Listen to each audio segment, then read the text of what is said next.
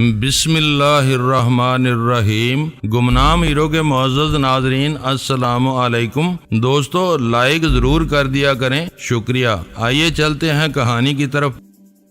وہ چلا گیا، میں نے دروازے کو اندر سے لاک کیا، پھر روزانہ کے پاس پہنچ گیا۔ اس کا زر خرید جا چکا تھا، اس نے بھی دروازے کو اندر سے بند کر لیا تھا۔ ٹرانسمیٹر کے ذریعے رابطہ قائم کر رہی تھی، پھر وہ کہنے لگی، ہیلو مسٹر شرما، آپ نے کیسے بوگس گنڈے سپلائی کیے ہیں؟ سب نکارا ہے۔ اگر تمہارے دیش میں ایسے ہی لوگ ہیں تو اتنی بڑی ڈکیتی کی پلاننگ خاک میں مل جائے گی۔ شرما نے کہا، میڈم اس دیش میں ایک سے ایک دلیر اور چالاک موجود ہے۔ اس ڈکیتی میں دیسی مجرموں کے ساتھ بدنام زمانہ غیر ملکی مجرم بھی رہیں گے۔ بڑی صفائی سے وہ تمام مال سرحد پار لے جائیں گے۔ میرے ساتھ والے کمرے میں ایک نہایت ہی پر اسرار شخص ہے، وہ میرے پیچھے پڑ گیا ہے، اسے پیچھا چھڑاؤ۔ شرما نے کمرہ نمبر پوچھا۔ وہ بولی، میرے کمرے کا نمبر 6 ہے اور اس کے کمرے کا نمبر 7 ہے۔ آپ آرام سے سو جائیں، وہ صبح اپنے کمرے میں مردہ پایا جائے گا۔ کیا اجنتا سے مال ابھی تک نہیں پہنچا؟ آدھی رات سے پہلے پہنچ جائے گا۔ ہم اسی شہر میں اسے اڑا لے جانے کی کوشش کریں گے۔ رابطہ ختم ہو گیا۔ میں نے شرما کے پاس پہنچ کر معلوم کیا وہ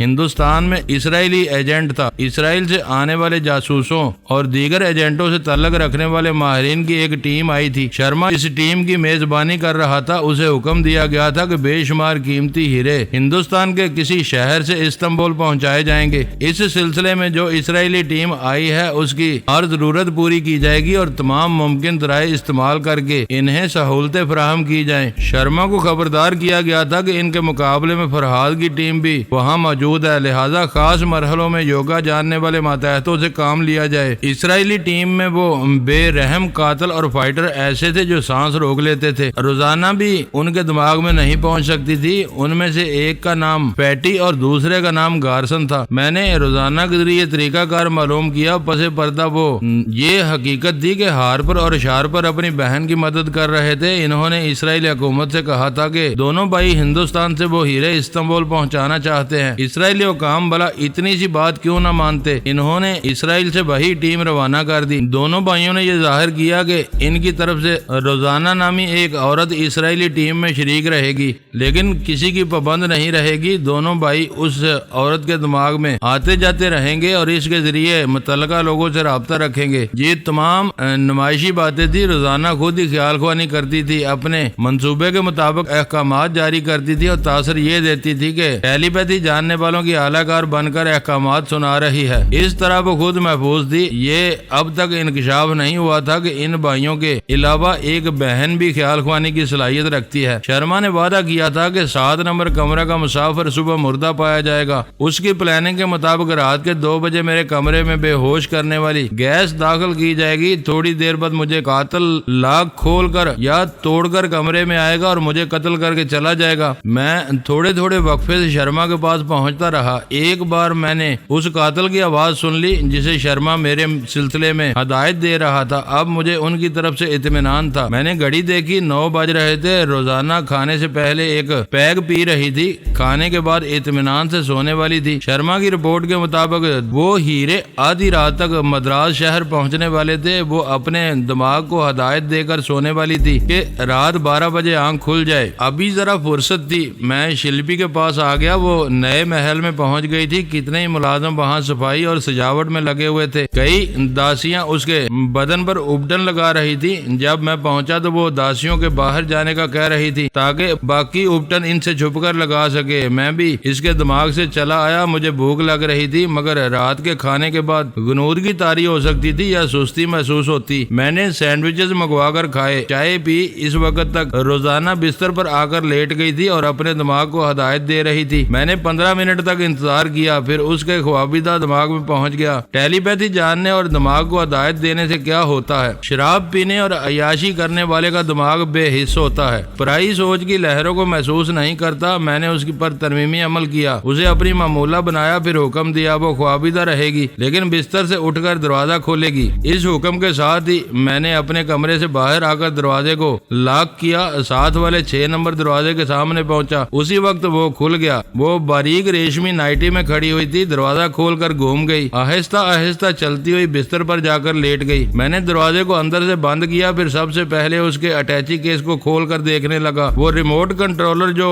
फनूस नुमा मैकेनिज्म को ऑपरेट करता था और दोहरी छत के खुफिया खाने में पहुंचाता था, मुझे मिल गया। ये एक पॉकेट रेडियो था। इसके एक हिस्से में कैलकुलेटर एक तरह बटन लगे हुए थे। एक बटन को दबाने से नन्ही स्क्रीन पर लिखा होता था प्रोग्राम ऑन एयर। इससे यही बात समझ में आती थी कि वो पॉकेट रेडियो ऑन हो गया है। अब हवा के दोष पर प्रोग्राम सुना जा सकता है और वाकई रेडियो ऑन हो जाता था। लेकिन इसका दूसरा मतलब होता था कि रिमोट कंट्रोलर अब हवा के दोष पर फानूस नुमा मैकेनिज्म से मरबूत हो चुका है। इसके 202 के बटन दबाने से मैकेनिज्म का लॉक खुल जाता था। फिर सिर्फ बटन को दबाते ही वो दोहरी छत मुतहरक होकर खुफिया खाने तक पहुंचने के लिए छोटा सा खला पैदा कर देती थी। मैंने जनाब शेख साहब को मुखातब किया, फिर कहा, मैं इस ट्रांसफार्मर मशीन के तीसरे हिस्से का सुराग लगा चुका हूँ। ये एक दोहरी छत के खुफिया खाने में है। छत से फानूस नुमा मैकेनिज्म मुंसलिक है। इसका लॉक रिमोट कंट्रोलर के जरिए खुलता है। वो रिमोट कंट्रोलर अभी मेरे हाथ में है। मैं चाहता हूँ कि आप इसकी बनावट और तकनीक को मेरे जरिए समझ लें। अगर आप ऐसा ही दूसरा रिमोट कंट्रोलर बनवा सके तो मैं इसे यहीं छोड़कर चला जाऊं। यूं शुबा नहीं होगा कि हम तीसरे हिस्से का सुराग लगा चुके हैं। इन्होंने कहा, ये मालूम होता है कि तुम हार्पर के बाद शार्पर या लेडी रोजाना तक पहुंच गए हो। जी हाँ, लेडी रोजीना का असल नाम रोजाना आर्मर है। मैं उस पर तनवीमी अमल करने के बाद उसके कमरे में आ गया हूँ। अब आप रिमोट कंट्रोलर की तफसील सुनिए। जरा ठहरो, मैं इलेक्ट्रॉनिक के माहिरीन को बुलाता हूँ। बाबा साहब के इदारे में हर शोबे से तल्लक रखने वाले माहिरीन और तुलबा और तालबात रहते थे। 10 मिनट के अंदर वो माहिरीन जनाब शेख साहब के पास आकर बैठ गए। मेरी बातें शेख साहब के जरिए सुनने लगे। एक माहिर कागज पर डायग्राम बनाता जा रहा था और इस सिलसिले की अहम बातें नोट करता जा रहा था। आधे घंटे के बहस मुबासे के बाद दोनों माहिरीन ने कहा, ये कोई पेचीदा कंट्रोलर नहीं है, बल्कि इसे पॉकेट रेडियो साबित करने के लिए पेचीदगी पैदा की गई है। शेख साहब ने कहा, हमारे इदारे में जो रिमोट कंट्रोलर्स हैं, क्या वो काम आ सकते हैं? बेशक आ सकते हैं। हम कल तक एक रिमोट कंट्रोलर को डिजिटल बना देंगे ताकि 202 के हिस्सों से मैकेनिज्म का लॉक खुल सके। मैंने सोनिया, रसवंती, आला बीबी और पोमी की खैरियत दरियाफ्त की। इन्होंने जवाब दिया, बखैरियत है और ये सब की सब बड़ी मुस्तकिल मिजाजी से योगा में महारत हासिल करती जा रही हैं। मैं समझता हूँ इनकी मौजूदगी से दुश्मन मोहतात हैं और इदारे का रुख नहीं कर रहे हैं। मैंने कहा, इसराइली ब्लाइंड क्लब के पुरस्कार मेंबरों ने वादा किया था कि वो 24 घंटे के बाद इस बात की ठोस प्लानिंग पेश करेंगे कि बाबा साहब के इदारे में किस तरह दाखिल होकर उसे खंडर बनाया जा सकता है। क्या तुम ब्लाइंड क्लब के पुरस्कार प्लानर तक पहुंच रहे हो? फिलहाल ये नामुमकिन लग रहा है। इन पुरस्कार मेंबरान ने ऐसी जबरदस्त पुरअसरारियत इख्तियार की है और इस ब्लाइंड क्लब के तरफ ऐसे सख्त हिफाजती इंतजाम किए गए हैं कि फिलहाल ख्याल ख्वानी का परिंदा भी पर नहीं मार सकता। फिर तुम्हें ये मालूमात कैसे हासिल हुई? वो दोनों भाई शार्पर और हार्पर ने इसराइली हुकाम से राब्ता रखने के लिए वहाँ के 2 अफसरान को जरिया बनाया है। शार्पर एक सीनियर अफसर कैरी हाम की जुबान और दिमाग से गुफ्तगू करता है और हार्पर एक जूनियर अफसर थॉमसन को अपना जरिया बनाता है। उनका ख्याल है कि मैं और शीबा ख्याल ख्वानी के जरिए इन सीनियर और जूनियर अफसरान तक नहीं पहुँच सकेंगे। शीबा के जिक्र पर शेख साहब ने बड़े दुख से कहा, मेरी बेटी बहुत याद आ रही है। खुदा उसे और आमना को अपने हिफ्ज़ो अमान में रखे। तुम्हें कोई खबर है उनकी? नहीं। मैंने गहरी सांस लेकर कहा, इंसान के पास कोई सी भी गैर मामूली सलाहियत हो वो फौरन पुरअसरार बनने की कोशिश करने लगता है। शीबा को भी यही बीमारी लग गई है। क्या वो तमाम हीरे बरामद हो गए? जी हाँ, मद्रास शहर पहुँचने वाले हैं। यहाँ दूसरी तमाम खतरनाक तंजीमों के अलावा इंटरपोल के जासूस भी मौजूद हैं। हीरों का तो महज बहाना है। सब ही की कोशिश होगी कि ट्रांसफार्मर मशीन ईजाद करने वाले भाई बहन से कोई हाथ लग जाए। शेख साहब ने कहा, वो तुम्हारी ताक में भी होंगे। ये तो साफ जाहिर है तुम इस मशीन को बर्दाश्त नहीं कर रहे हैं, इसे बर्बाद कर देना चाहते हैं। दुश्मनों की नजर हम पर है, वो इसे बर्बाद नहीं करने देंगे। मैं चाहता हूँ कल वो रिमोट कंट्रोलर तैयार हो जाए तो आप सोनिया को इस्तांबुल रवाना कर दें। मैं इसकी रहनुमाई करूंगा। इन्होंने कहा, आज फिर सोनिया पर तनवीमी अमल होगा। इसके दिमाग में 2 मुख्तलिफ कोडवर्ड्स नक्श होंगे। इन कोडवर्ड्स की अदायगी का खास अंदाज होगा। जब तुम इन्हें अदा करोगे तो वो तुम्हें दिमाग में आने की इजाजत देगी। मैं जरूरी बातें करने के बाद रोजाना के कमरे में हाजिर हो गया। वो बड़े आराम آرام سے چاروں شانے چت لیٹی سو رہی تھی۔ اس رات اس کی بے رحمی غافل تھی، اس کا حسن و شباب کسی کو بھی دیوانہ بنا سکتا تھا۔ میں بھی انسان ہوں، لیکن مجھ پر شلپی کا جادو چل رہا تھا۔ جو لوگ شاعرانہ حسن سے سحر زدہ ہوتے ہیں ان پر روزانہ جیسی چیختا ہوا بازاری حسن اثر نہیں کرتا۔ میں نے تمام سامان کی تلاشی لی، ایک موہوم سی امید تھی شاید اس کے البم سے اس کے بھائیوں کی تصویریں حاصل ہو جائیں، مگر وہ ایسی نادان نہیں تھی کہ تصویریں لیے پھرتی۔ میں نے اس کے ریموٹ کنٹرولر کو جہاں تھا وہیں رکھ دیا، ہر چیز اس کی جگہ رہنے دی۔ پھر گھڑی دیکھی، 12 بجنے والے تھے۔ اس نے اپنے دماغ کو جو ہدایت دی تھی انہی میں ترمیمی عمل کے ذریعے مٹا چکا تھا۔ میں نے دروازہ کھول کر دیکھا، کوریڈور ویران تھا، پھر اس کی جانب گھوم کر دیکھا، اس کا خوابیدہ دماغ میرے تابع عمل تھا۔ وہ اٹھ کر بیٹھ گئی، نیند میں چلتی ہوئی میرے پاس آئی۔ میں نے اس کا ہاتھ پکڑ لیا، ساتھ لے کر اپنے کمرے کے دروازے پر آیا، پھر اسے کھول کر روزانہ کو اندر لے آیا۔ دروازے کو بند کرنے کے بعد اسے اپنے بستر پر لٹا دیا۔ اسی فلور کے کمرہ نمبر 9 میں ایک جوڑے نے قیام کیا تھا، وہ چندربان کے خاص لوگ تھے۔ میں نے 9 نمبر پر دستک دی، اس شخص کو لے کر کمرے میں آیا، پھر کہا میرے پاس صرف ایک اٹیچی ہے، اسے اپنے کمرے میں لے جاؤ، میرے کمرے کی چابی رکھو، میں جا رہا ہوں۔ صبح 5 بجے کاؤنٹر کلرک کو بھاری رشوت دے کر رجسٹر میں یہ لکھوا دینا کہ میں رات 10 بجے یہ کمرہ چھوڑ چکا تھا۔ اس نے ادب سے کہا آپ کا حکم سارا آنکھوں پر، اگر اجازت ہو تو ایک سوال کروں؟ بے جھجک سوال کرو، کیا یہ عورت اسی کمرے میں رہے گی؟ ہاں، اس سے کوئی فرق نہیں پڑے گا۔ آپ نے فرمایا صبح 5 بجے کاؤنٹر کلرک کو رشوت دے کر اپنا کام کیا جائے، کیا یہ کام ابھی نہیں ہو سکتا؟ نہیں، جو وقت مقرر کیا ہے اسی وقت کام ہونا چاہیے۔ مجھے افسوس ہے، اس کے لیے تمہیں رات بھر جاگنا ہوگا۔ کوئی بات نہیں جناب۔ وہ میری اٹیچی اٹھا کر باہر آیا، میں نے دروازے کو لاک کر کے چابی اسے دیتے ہوئے کہا صبح 4:30 بجے تک اس دروازے کے سامنے یا کمرے کے اندر کچھ بھی ہو تم مداخلت نہ کرنا، بلکہ ادھر کا رخ ہی نہ کرنا۔ اس نے فرما برداری سے سر ہلایا مگر پریشان تھا، آخر یہ سب کیا ہو رہا ہے؟ اس عورت کو کمرے میں لاک کیوں کیا گیا ہے؟ میں نے سختی سے کہا میرے کسی معاملے پر پریشان ہو کر نہ کچھ سوچنا اور نہ ہی صبح تک کی ڈیوٹی میں کوتاہی کرنا۔ اس سلسلے میں ذرا بھی غلطی ہوگی تو چندربان تمہیں زندہ نہیں چھوڑے گا۔ وہ سہما ہوا سر چلا گیا۔ میں لفٹ کے ذریعے نیچے آیا، میرا محافظ ڈرائیور 4 گھنٹے بعد آ کر ویٹنگ روم میں انتظار کر رہا تھا۔ میں نے پیچھے آنے کا اشارہ کیا، ہوٹل کے کاؤنٹر کے پیچھے کلرک کرسی پر سو رہا تھا۔ ہم دبے پاؤں چلتے ہوئے باہر آئے، پارکنگ ایریا میں پہنچ کر اپنی کار میں بیٹھ گئے۔ 1 منٹ کے اندر ہی ہم ہوٹل سے دور ایک شاہراہ سے گزر رہے تھے۔ میرے محافظ ڈرائیور کا نام سنت رام تھا، اسے سنتو کہتے تھے۔ روزانہ کے اس زر خرید کو ٹھکانے لگا دیا گیا تھا جو مجھے ٹھکانے لگانے والا تھا۔ میں نے اس کی رپورٹ سن کر کہا یہ سنتو تم بہت ہی پرفیکٹ باڈی گارڈ ہو، میں تمہیں پسند کرتا ہوں۔ اب میں خاموش رہوں گا، مداخلت نہ کرنا۔ آدھی رات گزر چکی تھی، بیچاری شلپی میرا انتظار کر رہی تھی۔ میں خود اس کے پاس پہنچنے کے لیے بے تاب تھا مگر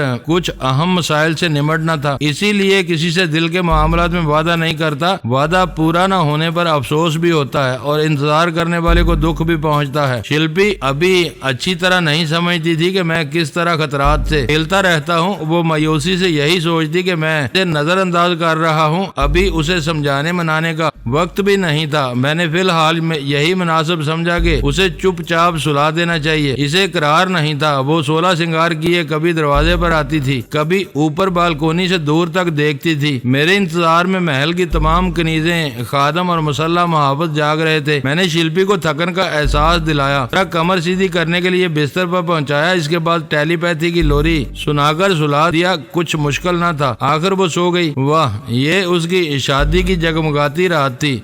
میں نے اس کی بند آنکھوں کے پیچھے تمام جذبوں اور مسرتوں کو بجھا دیا تھا۔ میں کیا ہوں؟ محبت بھی کرتا ہوں، محبت سے دشمنی بھی کرتا ہوں۔ اے دل والیو، کیوں مجھ سے دل لگاتی ہو؟ اسرائیل بلائنڈ کلب کی جانب سے یقین دلایا گیا تھا کہ 24 گھنٹے بعد ایک اہم پلاننگ پیش کی جائے گی۔ وہ 24 گھنٹے پورے ہو چکے تھے۔ ہارپر ایک جونیئر آفیسر تھامسن کے دماغ میں تھا۔ میں نے سینئر آفیسر کیری عام کے پاس جا کر چپ چاپ سنا۔ شارپر اس آفیسر سے کہہ رہا تھا میں نے اپنے پاس اس پلاننگ کو ریکارڈ کرنے کا انتظام کر لیا ہے جو ابھی پیش کی جائے گی۔ میں نے شیخ صاحب کو مخاطب کر کے کہا وہ خفیہ پلاننگ سامنے آ رہی ہے، میں آپ کے دماغ میں آ کر بولتا رہوں گا، آپ اسے نوٹ کرتے جائیں یا خود زبان سے بولتے ہوئے ریکارڈ کرتے جائیں، میں آپ کے پاس آتا جاتا رہوں گا۔ کیری ہام اور تھامسن ایک دوسرے کے سامنے صوفے پر بیٹھے ہوئے تھے، گویا شارپر اور ہارپر دونوں بھائی ان کے دماغوں میں آمنے سامنے گفتگو کر رہے تھے۔ قریب ہی ایک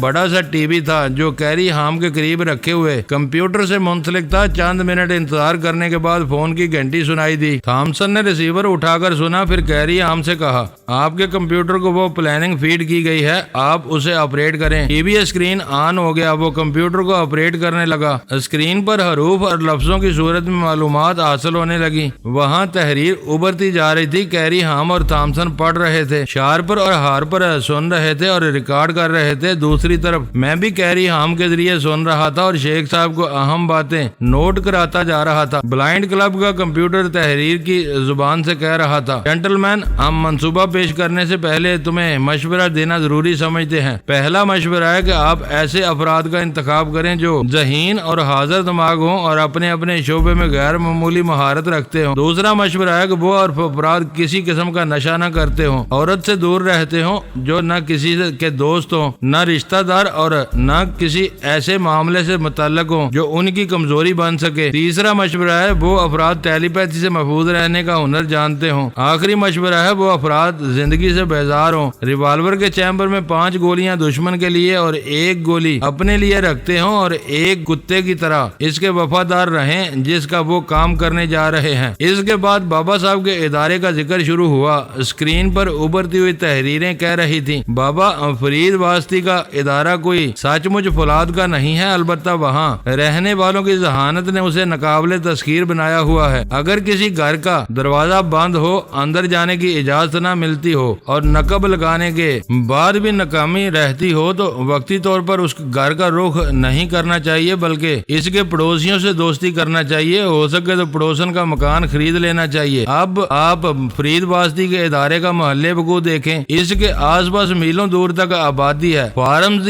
ہیں یا فیکٹریاں اور ملز وغیرہ ہیں۔ اب اپنی استطاعت دیکھیں، ان میں سے کتنوں کو خرید سکتے ہیں۔ خریدنے والے کا مقصد کیا ہے، یہ شیخ الفارس کو معلوم نہیں ہونا چاہیے۔ اگر وہ شبہ کریں تو کوئی خاص فرق نہیں پڑے گا۔ چاروں طرف کی زمین اور عمارات کو خرید کر اس ادارے کا مکمل محاصرہ کیا جا سکتا ہے۔ محاصرے کے بعد شیخ الفارس اور ادارے والوں پر نفسیاتی دباؤ پڑے گا۔ ان سے دشمنی نہیں کی جائے گی، مگر وہ آپ کو دوست بھی نہیں سمجھیں گے۔ فرید واسطی کے ادارے کے آس پاس ایسی سائنسی ریسرچ لیبارٹری وغیرہ قائم کی جائے جہاں سراغر سا آلات نصب کیے جا سکیں۔ ایسا ٹاور اینٹینا بھی ہو جو فرید واسطی کے ادارے میں آمد و رفت اور دیگر مصروفیات کی تصویریں آپ کے ٹی وی اسکرین تک پہنچا سکے۔ ظاہر ہے کہ ٹاور پر خفیہ کیمرے ہوں گے جو وہاں کی متحرک فلمیں آپ کے لیے تیار کریں گے۔ وہ ادارہ معمولی نہیں ہے، لہذا وہاں تک پہنچنے کا نسخہ بھی معمولی اور سستا نہیں ہو سکتا۔ جو منصوبہ پیش کیا جا رہا ہے اس کے لیے یہ احتیاط لازمی ہے کہ حکومت فرانس کا اعتماد حاصل ہوتا رہے۔ وہاں کے جاسوس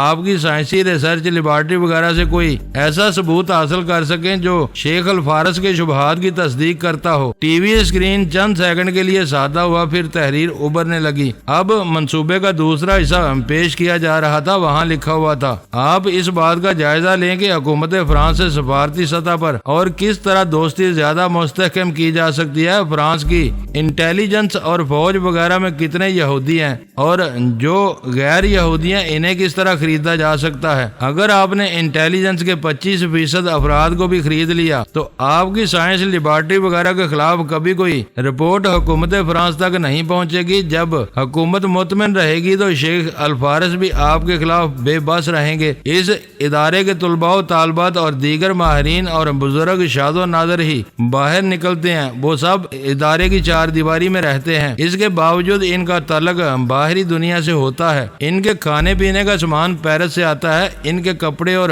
ضروریات کا تمام سامان بھی پیرس کے دکاندار سپلائی کرتے ہیں۔ کیا سپلائی کا کام آپ ہاتھ میں نہیں لے سکتے؟ آپ ان تمام دکانوں اور فیکٹریوں پر نظر رکھیں، ان لوگوں سے دوستی کریں جو اپنی یا ادارے کی گاڑیوں میں مال پہنچاتے ہیں۔ آپ نہایت تحمل اور چلاکی سے ان تمام ذرائع کے مالک بن سکتے ہیں۔ اس کے لیے کچھ وقت لگے گا، لیکن جب آپ دوست سپلائر بن کر ان کا دانا پانی سپلائی کریں گے تو اس کے ساتھ تھوڑی تھوڑی موت بھی سپلائی کرتے رہیں گے۔ اس سلسلے میں آپ آخری بات یاد رکھیں، آپ کے جتنے اہم افراد اور رازدار ہوں وہ کبھی ٹیلی پیتھی جاننے والوں کی گرفت میں نہ آئیں۔ جب اس منصوبے پر عمل شروع ہو تب بلائنڈ کلب سے مختلف اقدامات کے سلسلے میں تفصیلی مشورے دیے جائیں۔ That's all. اسکرین صاف ہو گیا۔ کیری ہم نے ٹی وی اور کمپیوٹر کو آف کر دیا۔ شارپر نے اس کے لہجے اور زبان میں کہا، منصوبہ ہر پہلو سے عمدہ اور قابل عمل ہے مگر اس میں بڑا وقت لگے گا۔ کیری ہم نے کہا، ایک ہی دن میں کامیابی کا خواب دیکھا جا سکتا ہے، کامیابی حاصل نہیں کی جا سکتی۔ تھامسن نے کہا، آپ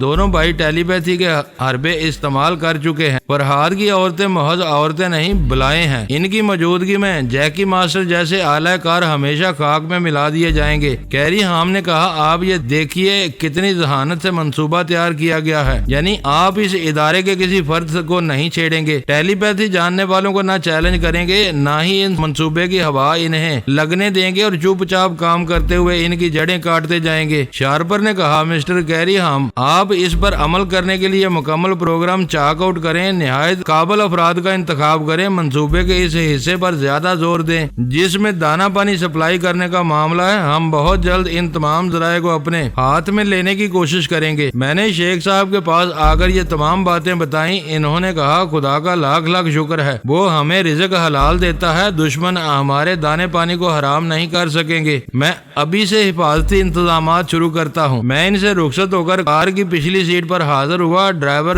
سنتو ایک فیول اسٹیشن پر روکا ہوا گاڑی کی ٹینکی فل کرا رہا تھا۔ میں نے اسے اپنے متعلق کچھ نہیں بتایا تھا مگر وہ سمجھ رہا تھا کہ کار کی پچھلی سیٹ پر گھنٹوں مراقبے میں رہنے والا کوئی علم پڑھتا رہتا ہے۔ ہو سکتا ہے اس میم صاحب کی طرح یہ صاحب بھی ٹیلی پیتھی جانتا ہو۔ وہ اسٹیئرنگ سیٹ پر آیا۔ میں نے پوچھا، کیا اب تک گاڑی چلاتے رہے ہو؟ نہیں سر، گاڑی ہلتی رہے تو آپ کو نیند آتی ہے، اس لیے میں آدھے مدراس شہر تک اسے ہلاتا رہا ہوں۔ آپ اطمینان رکھیں، ٹینکی فل کر لی ہے، آپ صبح تک اسی میں نیند پوری کر سکتے ہیں۔ میں اس کی باتوں پر مسکرا رہا تھا۔ اس نے گاڑی سٹارٹ کر کے آگے بڑھائی۔ میں نے کہا، خواہ مخواہ ڈرائیونگ نہ کرو، کسی ایسی جگہ لے جا کر روک دو جہاں کوئی ڈسٹرب نہ کرے۔ میں ابھی 1-1.5 گھنٹہ خاموش رہوں گا۔ رات کے 2 بجنے والے تھے۔ میں اس قاتل کے پاس پہنچ گیا۔ وہ ایک مددگار کے ساتھ ہوٹل پہنچ گیا تھا۔ اس کے ساتھ آنے والے کے پاس ایک بریف کیس تھا۔ اس نے لفٹ کے اندر بریف کیس کو کھولا۔ اس میں قاتل کے لیے تیز دھار کا چاقو اور ایک چھوٹا گیس سلنڈر تھا اور ایک الیکٹرانک کی فائنڈر تھا، یعنی ایسا آلہ تھا جس کے ذریعے کسی بھی دروازے کا لاک کھولا جا سکتا تھا۔ اس نے گیس سلنڈر اور اپنی یعنی سی نلکی نکالی، بریف کیس کو بند کیا۔ اسی وقت لفٹ رک گئی۔ وہ باہر آئے، پھر کوریڈور سے گزرتے ہوئے کمرے نمبر 7 کے دروازے پر آگے اس نے فوراً نلکی کے ایک سرے کو گیس سلنڈر سے اور دوسرے کو دروازے کی ہول سے منسلک کر دیا۔ پھر سلنڈر کی چابی گھما کر گیس کو کمرے کے اندر پہنچانے لگا۔ وہ قاتل دبے قدموں کوریڈور میں چلتا ہوا ادھر ادھر محتاط نظروں سے دیکھ رہا تھا۔ کوئی بھی مداخلت کرنے والا آتا تو اس سے اچھی طرح نمٹ لیتا۔ 10 منٹ بعد سلنڈر کو بند کر دیا گیا، نلکی کو دروازے کے کی ہول سے ہٹا دیا گیا۔ اب وہ الیکٹرانک کی فائنڈر کے ذریعے دروازہ کھولنے کی کوشش کر رہا تھا۔ میں روزانہ کے پاس آیا۔ اس کے نتنوں تک بے ہوش کرنے والی گیس پہنچی تو وہ ترمیمی نیند سے چونک گئی۔ اس نے دیکھا کمرہ ویسا ہی تھا مگر ذرا مختلف تھا۔ وہ کہاں تھی یہ سمجھنے کا موقع نہ ملا۔ وہ گیس اس کے سوچنے کی صلاحیتوں کو کمزور کر رہی تھی۔ دل ڈوب رہا تھا، ہاتھ پاؤں ڈھیلے پڑ گئے تھے۔ 10 منٹ کے اندر ہی اسے محسوس ہوا جیسے آدھی مر چکی ہے۔ اگر زندہ ہے تو بول نہیں سکتی ہے، سچ سمجھ نہیں سکتی ہے کہ کہاں ہے اور کس عالم میں ہے، اور وہ سوتے ہوئے آدھی مردہ اور آدھی زندہ کیسے رہ گئی ہے۔ اسی وقت دروازہ کھل گیا۔ وہ قاتل ہاتھ میں چاقو لیے کھڑا تھا۔ اس کا ساتھی واپس چلا گیا تھا۔ میں نے روزانہ کے دماغ میں رہ کر اس میں اتنی توانائی پیدا کی جس سے وہ سر گھما کر دروازے کی طرف دیکھنے لگی۔ ایک قدآور اور بدماش کے ہاتھ میں چاقو دیکھتے ہی وہ چیخنا چاہتی تھی مگر حلق سے آواز نہیں نکل رہی تھی۔ وہ بڑی صفاقی سے ہنستے ہوئے بولا، عورت ہے، جوان ہے اور خوبصورت بھی ہے۔ اس نے کہا تھا 7 نمبر کے مسافر کو قتل کرنا ہے۔ میں بھول گیا تھا کہ عورت بھی مسافر ہوتی ہے۔ ہی بڑی خوبصورت، بڑی ملائم۔ چاقو تو ایسے چلے گا جیسے مکھن میں اتر رہا ہو۔ وہ سہمی ہوئی نظروں سے دیکھ رہی تھی۔ بھاگنے کے لیے اڑ نہیں سکتی تھی، زیادہ سے زیادہ بستر پر ہل رہی تھی جسے تڑپنا بھی کہہ سکتے ہیں۔ وہ بولا، دیکھا اس گیس کا اثر کتنا پیارا ہوتا ہے۔ شکار کے اعصاب جواب دے جاتے ہیں، آواز ڈوب جاتی ہے۔ جو بے ہوشی میں ہوتا ہے وہی سب ہوتا ہے مگر آنکھیں کھلی رہتی ہیں تاکہ اپنے ہی قتل کا تماشا دیکھ سکو۔ کو। चाकू का फल बल्ब की रोशनी में चमक रहा था। इसकी चमक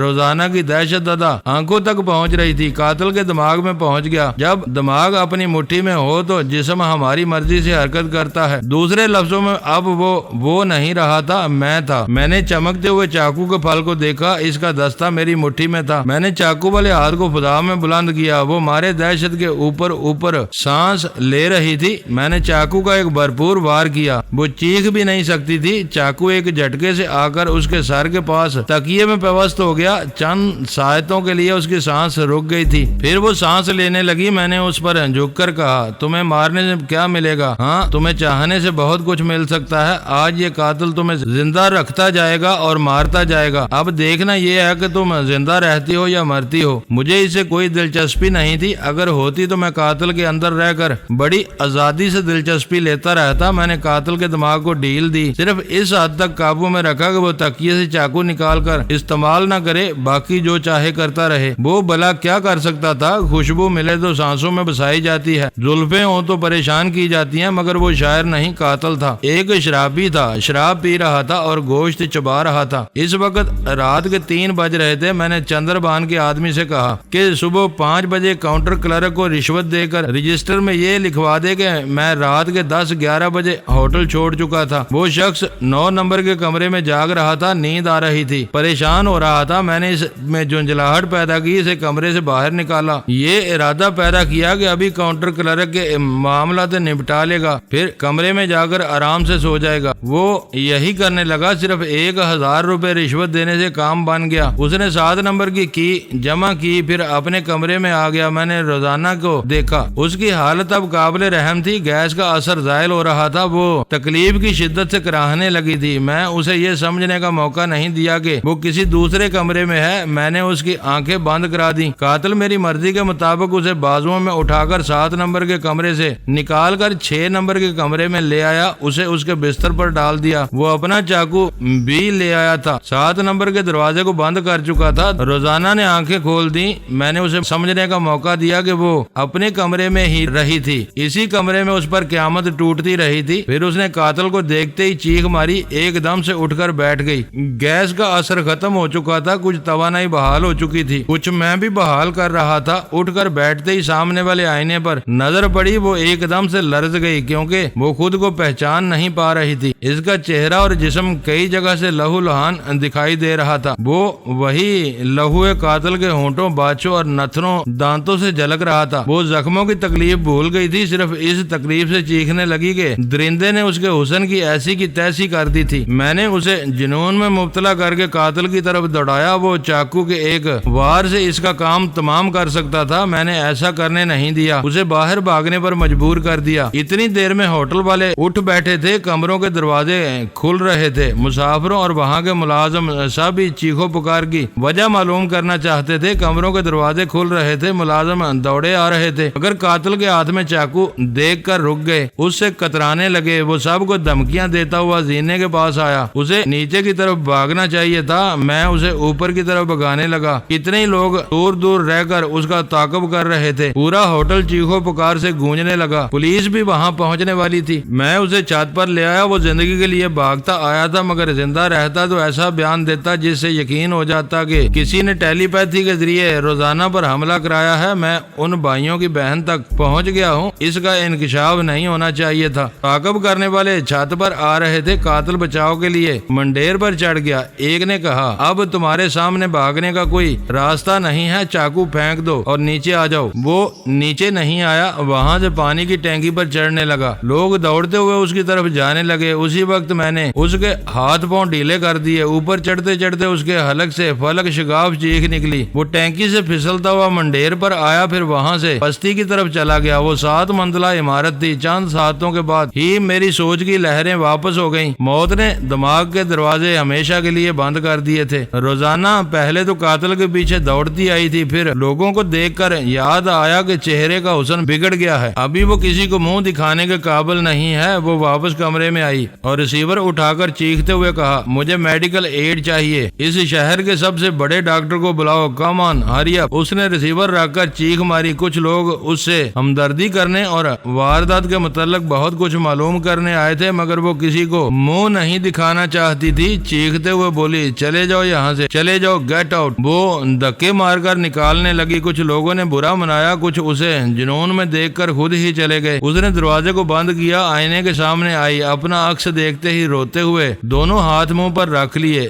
زخم جل رہے تھے، اس کے اندر بدصورتی کی آگ بھڑک رہی تھی۔ وہ کبھی سوچ بھی نہیں سکتی تھی کہ حسن کے جلوے لٹاتے لٹاتے اپنے ہی چہرے سے ڈرنے لگے گی۔ اس کی سب سے پہلی اور آخری خواہش یہ تھی کہ ساری بدصورتی چشمے زدن میں ختم ہو جائے اور وہ پہلے کی طرح حسین ہو جائے۔ ایسا تو شاید جادو سے ہو سکتا تھا، وہ جادو نہیں جانتی تھی۔ یاد آیا کہ ٹیلی پیتھی جانتی ہے، بدصورتی کے صدمے نے بلا دیا تھا۔ وہ فوراً ہی خیال خوانی کے ذریعے شرما سے کہنا چاہتی تھی کسی ایسے ڈاکٹر کو بھیجو جو جلد سے جلد زخموں کو اچھا کر کے پلاسٹک سرجری کر سکے۔ اس نے خیال خوانی کی پرواز کی، جیسے زخمی پرندے کے پر پھڑپھڑاتے ہیں اور وہ پرواز کرتے ہی گر پڑتا ہے، ایسے ہی وہ بے دم سی ہو کر صوفے پر گر پڑی۔ اس کی ٹیلی پیتھی کی صلاحیت دم توڑ چکی تھی۔ یہ صلاحیت کسی نارمل شخص کے پاس رہ سکتی تھی، وہ نارمل نہیں تھی۔ بگڑی ہوئی صورت دیکھ کر جنون میں مبتلا ہو رہی تھی، پھر زخموں سے اٹھنے والی ٹیسیں اس کے دماغ کو اور کمزور بنا رہی تھی۔ وہ بکھلا کر خلا میں تکنے لگی، کیا میری خیال خوانی کی صلاحیت ختم ہو گئی ہے؟ نہیں نہیں، یہ نہیں ہو سکتا، میں ابھی شرما کے پاس پہنچ سکتی ہوں۔ اس نے پھر کوشش کی، دونوں آنکھوں کو بند کر کے شرما کا تصور کیا، اس کی آواز اور لب و لہجے کو یاد کیا، مگر اس کے پاس پہنچنے میں پھر ناکام ہو گئی۔ گھبرا کر کھڑی ہو گئی، پریشان ہو کر بڑبڑانے لگی، میں بھول نہیں سکتی، خیال خوانی بھول نہیں سکتی۔ میں نے دنیا پر حکومت کرنے کے لیے یہ علم سیکھا تھا، میں حکومت کروں گی، میں اپنے یہ خواب پورے کروں گی۔ ہائے رے ظالم، تو کون تھا؟ تجھے کیا دشمنی تھی؟ ارے ظالم، تو مجھ سے میرا سب کچھ چھین لیتا، میں اپنی ساری جوانی تجھے دے دیتی، تو نے میرا غرور توڑ دیا۔ دروازے پر دستک سن کر وہ غصے سے اٹھ گئی، قریب آ کر بولی چلے جاؤ، میں کسی سے ملنا نہیں چاہتی، چلے جاؤ یہاں سے۔ باہر سے آواز آئی، میڈم پولیس ہے، دروازہ کھولیے۔ وہ انکار نہیں کر سکتی تھی اور سامنا بھی نہیں کرنا چاہتی تھی۔ اس نے سوئچ بورڈ کے پاس آ کر تمام بتیاں بجھا دیں، بالکل اندھیرا کر دیا، پھر آ کر دروازے کو ذرا کھولتے ہوئے بولی آپ آ سکتے ہیں مگر کمرے میں اندھیرا رہے گا۔ وہ ذرا پیچھے ہٹ گئی، پولیس والوں کے علاوہ ڈاکٹر بھی آیا تھا اور بھی مسافروں کی بھیڑ لگی تھی۔ انسپیکٹر اور ڈاکٹر کمرے میں آ گئے، سپاہی باقی افراد کو روکنے لگے۔ انسپیکٹر نے کہا میں بیان لینا چاہتا ہوں، کم از کم ایک لائٹ آن کریں۔ نہیں آفیسر، مجھے بے حد شاک پہنچ رہا ہے، میں اپنی صورت خود نہیں دیکھنا چاہتی، آپ کو کیسے دکھاؤں؟ ڈاکٹر نے کہا میں روشنی کے بغیر مرہم پٹی نہیں کر سکوں گا، پلیز خود کو ہم سے نہ چھپائیں۔ اچانک اسے اپنے دماغ میں بھائی آرمر کی آواز سنائی دی، ضد نہ کرو، لائٹ آن کرو، تمہیں فوری طبی امداد کی ضرورت ہے۔ ہارپر اور ہارپر بھی اس کے دماغ میں آتے تو بھائی آرمر کے لب و لہجے میں بولتے تھے۔ روشنی ہو گئی تھی، وہ روتے ہوئے سوچ کے ذریعے بول رہی تھی، میں برباد ہو گئی، کسی کو منہ دکھانے کے قابل نہ رہی، پلیز میرے بھائی جتنی جلدی ہو سکے میری پلاسٹک سرجری کرا دو۔ بھائی نے کہا ڈاکٹر اور پولیس آفیسر کو رخصت کرو، پھر میں آ کر بات کروں گا۔ ڈاکٹر اس کی مرہم پٹی کر رہا تھا، انسپیکٹر نے سوالات شروع کیے، وہ جلدی جلدی جواب دے رہی تھی اور بار بار کہہ رہی تھی میں تنہائی چاہتی ہوں، پلیز بعد میں آ کر باقی سوالات کر لینا۔ آخر وہ دونوں رخصت ہو گئے، اس نے دروازے کو اندر سے بند کر دیا۔ بھائی نے کہا میں انسپیکٹر کے سوالوں کے جواب سن چکا ہوں، وہ قاتل میری سمجھ میں نہیں آیا، وہ چاقو لے کر آیا مگر دانتوں سے زخمی کرتا رہا، وہ تمہیں قتل نہیں کرنا چاہتا تھا، بدصورت بنانا چاہتا تھا۔ پولیس افسر کے بیان کے مطابق وہ 7 منزلہ عمارت کی چھت سے گر کر مر گیا۔ تم اچھی طرح سوچ سمجھ کر بتاؤ، یہاں تم نے کسی کو دشمن بنایا ہے؟ اسے میرا خیال آیا، وہ میرے متعلق بتانے لگی۔ بھائی نے کہا وہ یقیناً انٹرپول سے یا کسی خطرناک تنظیم سے تعلق رکھتا ہے، یہ تمہاری بہت بری عادت ہے، چلتے پھرتے خیال خوانی کرنے لگی ہو، اسی وجہ سے تمہارا پڑوسی قادر خان تمہیں شیبہ سمجھنے لگا، مگر کیا پتا وہ تمہیں کسی فریب میں مبتلا کر رہا ہو۔ کیسا فریب؟ دنیا کے تمام خطرناک جرائم پیشہ لوگ ہمارے پیچھے پڑ گئے ہیں، وہ ہمیں ڈھونڈ کر ہماری مشین تک پہنچنا چاہتے ہیں، تم سمجھتی ہو ایک قادر خان کی نظروں میں آئی ہو سکتا ہے کہ اور بھی لوگ دور ہی دور سے تم پر نظر رکھتے آ رہے ہوں، میں کچھ نہیں جانتی، مجھے میرا چہرہ واپس چاہیے، فوراً میری پلاسٹک سرجری کرواؤ۔ ہم نے پہلے ہی سمجھایا تھا کہ ایک عورت جرائم پیشہ لوگوں کی دنیا میں ایٹم بم اور ٹیلی پیتھی جیسے ہتھیار رکھ کر مات کھا جاتی ہے، جو مجرم قانون کو تروڑ مروڑ کر رکھ دیتے ہیں، انہیں عورت کا چہرہ بگاڑتے کتنی دیر لگتی ہے؟ بہرحال ایک ٹھوکر سے سبق حاصل کرو، آئندہ گمنامی کی زندگی گزارو، کل تمہارے لیے ایک چارٹرڈ طیارہ آئے گا، تم لندن پہنچ کر سرجری کرا سکتی ہو۔ وہ زور زور سے رونے रोने लगी। भाई ने पूछा अब क्या हुआ? वो बोली मेरा हर तरह से नुकसान हो रहा है, मेरी टेलीपैथी की सलाहियत जाती रही, मैं ख्याल ख्वानी करने में नाकाम हो जाती हूँ। ये रोना बंद करो, तुम्हें जबरदस्त शाक पहुंचा है, तुम्हारा दिमाग काम नहीं कर रहा है, फिर ख्याल ख्वानी कैसे कर सकती हो? और अगर ना कर सको तब भी रोने की क्या जरूरत है? ट्रांसफार्मर मशीन के जरिए फिर तुम्हारी सलाहियतें वापस आ जाएंगी। उसने इत्मीनान की सांस ली, फिर पूछा मेरे हीरो का क्या होगा? वो इस्तांबुल पहुंच जाएंगे, तुम वापसी की तैयारी करो, मैं शर्मा के पास जा रहा हूँ। मैं दिमागी तौर पर कार की पिछली सीट पर हाजिर हो गया। ड्राइवर संतू से कहा मुझे किसी टेलीफोन बूथ तक पहुंचाओ। उसने एक गैराज में गाड़ी खड़ी की हुई थी, इसे दोबारा स्टार्ट करके वहां से आगे बढ़ने लगा। मैंने हार्पर के पास पहुंचकर मालूम किया वो बहन के पास नहीं आया था। अब तक शार्पर इसके दिमाग में आर्मर बनकर बोल रहा था, वो फिर आर्मर बनकर अब हार्पर से बातें कर रहा था और इसे रोजाना के हालात बता रहा था। गाड़ी बूथ के करीब रुक गई। मैं कार से निकलकर बूथ में गया। शिल्पी की पर्सनल सेक्रेटरी जानकी बाई और महल के दूसरे तमाम खिदमतगार मेरे इंतजार में जाग रहे थे। मैंने जानकी बाई के दिमाग से महल का टेलीफोन नंबर मालूम किया, क्वीन हॉल में सिक्के डालकर राब्ता कायम किया। दूसरी तरफ से आवाज आई, हेलो, मैं जानकी बाई बोल रही हूँ, मैं कादर खान हूँ। वो एकदम से सीधी खड़ी हो गई। मुझे मालूम था कि शिल्पी सो रही है, फिर भी पूछा क्या देवी जी जाग रही हैं? सो रही हैं? मैं अभी जगाती हूँ। नहीं, सोने दो, मैं अभी पहुँच रहा हूँ, मगर कोई इसकी नींद में मुदाखलत न करे। यस सर, देवी जी आराम फरमाती रहेंगी।